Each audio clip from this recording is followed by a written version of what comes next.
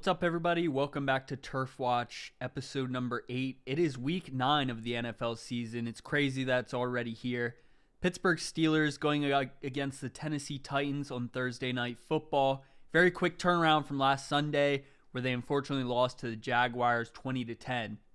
Now, there's not a whole lot to talk about today because there's not enough time for the fans to get worked up, get their hot takes and opinions out. But there are a few things that I want to go over today, and that you should have an eye out going forward for tomorrow night's game. Now, in this game, the Steelers are 3-point favorites in this one, which is one of the higher spreads for them this season outside the Texans game. But the more important thing here is the over-under of 36.5, which is the lowest in the league this week. This is something out of like Iowa, Big Ten West type of over-unders. They do not expect either of these teams to be very productive on offense, and I think they'd be right in that. I also agree. I think this is going to be a very low-scoring game. I could see this being a 17-10 type game, maybe even lower than that. So very interesting to see what Vegas thinks about that one. But let's take a look around and see what other people are saying about it. Now, the big news this week is that Cam Heyward is back. This is perfect time. We need him against this Derrick Henry offense. They're going to want to run the ball this week, especially because they got rookie quarterback Will Levis taking the field for only his second career start. I wouldn't get too excited about that, though, because last week he had 4 touchdowns, and they were pretty impressive touchdowns. They were deep passes. But before we get into Levis, we got to talk about Cam Heyward and his impact. He's a leader. He's a physical player. And I think he's the glue that keeps that defense together to stop the run. So I'm super happy to see he's back. He posted this funny GIF today. Said, people keep asking if I'm back, and I haven't really had the answer. And then he follows it up with, I'm thinking I'm back. So it's official. He posted John Wick GIFs. He's here, which is going to be big for the Steelers. Like I mentioned earlier, the Titans are starting Will Levis for only the second time in his career. Ryan Tannehill will be out for Thursday night's game. This one's going to be very interesting for the Steelers. You don't know a lot about this quarterback, but you know that you can't doubt him. Like I said, he's been throwing it deep this year. He's been having some success with that. He already has more deep passing touchdowns than Joe Burrow, Justin Herbert, and Patrick Mahomes, and he's played in one game. Even Mike Vrabel has said that there's a possibility that Levis is going to be the starter going forward over Tannehill. Like I said, very impressive from him.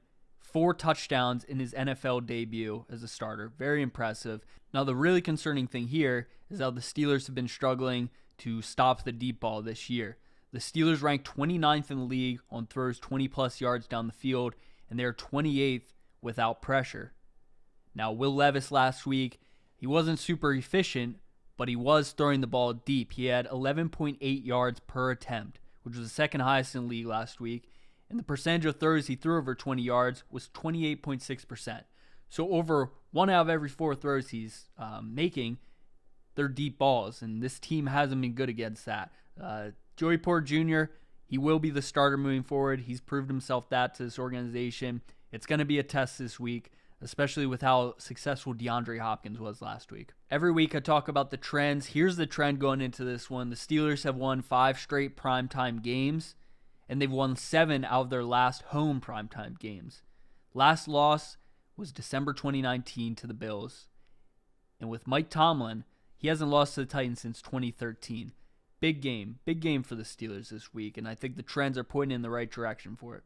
So let's check out the subreddit here. Someone brings up a point about establishing the run game and how important it's going to be this week. It's a short week. Kenny Pickett's injured.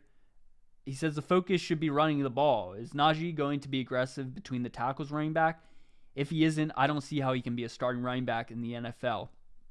This is going to be a huge prove-it game for Najee, in my opinion. I think if he doesn't have more than 50 yards, we need to start having some difficult conversations. And they won't be the ones that Najee Harris wants to talk about. And that is thinking about the future with Najee Harris and him on this team, because there are guys coming up who are going to need to be paid. And a running back who hasn't really been productive as a first-round pick, I don't think he's the guy.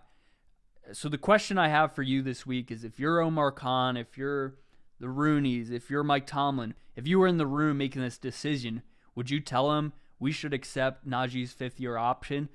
Or would you say, hey, we got this guy Jaylen Warren who's been pretty good. We can also bolster up in the draft. Is it worth it? I want to know your opinion on this. I'm not entirely convinced right now. I think the rest of the season is going to be the factor for me in making that decision. So I'm taking a look at this Tennessee Titans subreddit, and as we know, people have said Tennessee is a place where receivers go to die. Think of Julio Jones last year, and now they got DeAndre Hopkins. They got back-to-back studs who haven't been producing as much as they want them to.